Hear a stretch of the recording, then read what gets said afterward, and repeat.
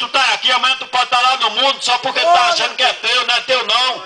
É de Deus, o filho não é teu não, foi Deus que te deu, entrega ele na tua mão, ensina ele ao caminho ao qual ele deve andar. Não queira fazer conforme a sua maneira. Deus não é menino. Ah, eu vou para o monte, vou buscar, vá buscar, mas mude a sua vida, mude o seu caráter. Mude a sua atitude, sua forma de agir, de pensar. Seja sincero, seja verdadeiro com Deus. Não seja hipócrita. Seja verdadeiro. E como você vai ser verdadeiro, querido? Buscando ter intimidade com Deus. É pula de um pé só, é poder só, é isso, é aquilo. Prega muito bem, eloquentemente. Mas quando Deus pega, pega aquele que não sabe nem falar. Aleluia! Como fez comigo, viu? Eu não sabia nem falar dentro da igreja.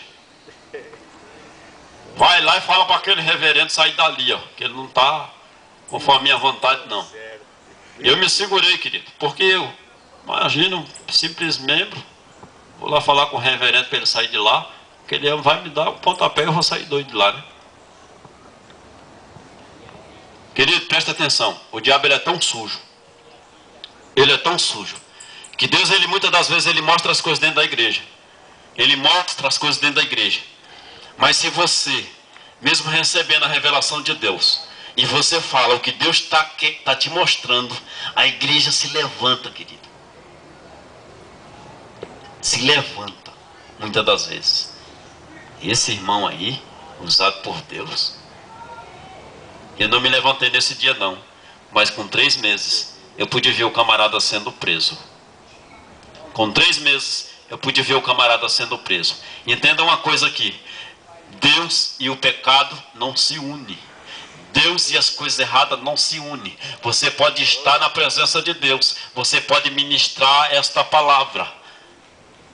E quando você ministra essa palavra, ela não volta vazia, ela se cumpre, porque é a boca de Deus falando. Eu quero te dizer o seguinte: essa palavra ela não é envergonhada. Você que muitas das vezes vive uma vida errônea perante Deus, você sim vai ser envergonhado, mas Deus não vai ser envergonhado, porque Deus ele é excelente, Deus ele é verdadeiro, Deus ele é poderoso. E quantos eu tenho visto se achando o Deus da igreja, sendo envergonhado. Queridos, o que eu quero dizer para cada um nessa manhã: sejai-vos mais dependente de Deus na oração. Sejai-vos mais dependente de Deus em tudo, para que seja abençoado a tua vida, para que nenhum mal se suceda contra você e nem a sua família. Eu tenho visto alguns testemunho. Eu recebi um compromisso para com Deus e não fiz, e paguei o preço, não é assim? Não queira pagar o preço não, querido, porque o preço você já pagou lá fora no mundo. Você tem que simplesmente buscar cada dia fazer a vontade de Deus. Jonas foi chamado por Deus para fazer a vontade de Deus. Jonas fugiu da presença de Deus, se escondeu, e Deus permitiu que ele fosse engolido pela baleia.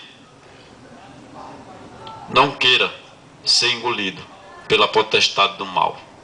Existe crente, muitas das vezes, caindo endemoniado dentro da igreja, porque deixa de ouvir a Deus, deixa de fazer a vontade de Deus, querido. Está vivendo um evangelho fácil, um evangelho que só a igreja aos domingos está bom. Eu procuro hoje um evangélico protestante e está difícil de achar. Está difícil, querido.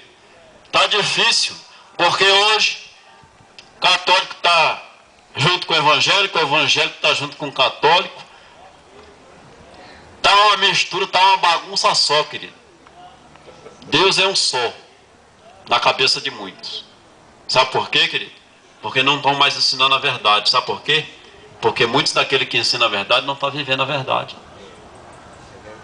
Não está vivendo a verdade, querido. E o que Deus quer de mim e de você, querido, ainda que você seja pequenininho na presença dele, ele chama a mim e a você para viver a verdade. Viver a verdade. Viver a verdade, querido, é negar-se a si mesmo. Viver a verdade, querido, é rejeitar o pecado. Viver a verdade, querido, é ter uma vida de sinceridade com os irmãos na igreja. Viver uma comunhão verdadeira. A igreja fala de comunhão, querido, dentro da igreja. Muitos falam de comunhão dentro da igreja, mas não entendem, querido, que comunhão é eu conhecer o pastor Sebastião, o apóstolo Sebastião, o pastor Pedro, mas conhecer, de ir na casa, de conversar como eu faço com o pastor Pedro. Essa é a verdadeira comunhão que Deus quer que nós vivemos entre irmãos. A palavra de Deus diz que até o partir do pão eles estavam juntos, né? E hoje que você vê, querido, dentro da igreja é um confronto terrível. Eu tenho um costume de dizer, querido, que aonde há confusão, contenda, discórdia, Deus não se faz presente. O diabo está operando. E o crente não ora, como é que vai entender que o diabo está operando? Não tem intimidade com Deus, não busca o revestimento. Amém, queridos? Que possamos, querido, entender nesta manhã que o que Deus quer de mim e de você, querido, para que o poder dele venha a ser manifesto, é necessário orarmos, orarmos, querido, orarmos um pelos outros.